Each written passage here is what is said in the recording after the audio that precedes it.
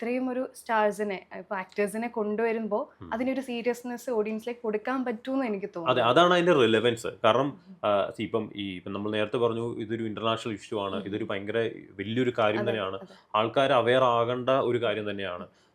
അപ്പം ആൾക്കാർ അവെയർ ആകണമെന്ന് പറയുമ്പോഴും നമ്മളിപ്പോൾ ഞാൻ പെട്ടെന്ന് ആലോചിക്കുന്നത് ഈ ഒരു സിനിമ വളരെ പുതിയ കുറേ ആൾക്കാരെ വെച്ചിട്ട്, പുതിയ ആക്ടേഴ്സിനെ വെച്ചിട്ട് ഇത് ഓക്കെ ചെയ്തു എന്ന് വിചാരിക്കും. ഓക്കെ ഇത്രയും വലിയൊരു പുൾ ഫാക്ടർ കാണണം എന്ന് നിർബന്ധമില്ല ഉറപ്പായിട്ടും. തിയേറ്ററിലേക്ക്.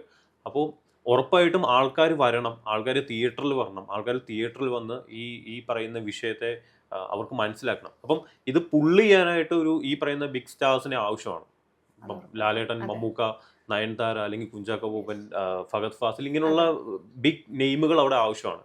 പക്ഷേ എനിക്ക് ഉറപ്പായിട്ടും എനിക്കൊരു കാര്യം മനസ്സിലാകുന്നത്, ഈ പറയുന്ന സിനിമ കണ്ട് ഇറങ്ങിക്കഴിയുമ്പം ഇതൊന്നും ആയിരിക്കില്ല ഓഡിയൻസിന്റെ അതെ മൈൻഡിലുള്ളത്. അതെ അവർക്ക് ആ ഇഷ്യൂ ഉറപ്പായിട്ടും കാണണം.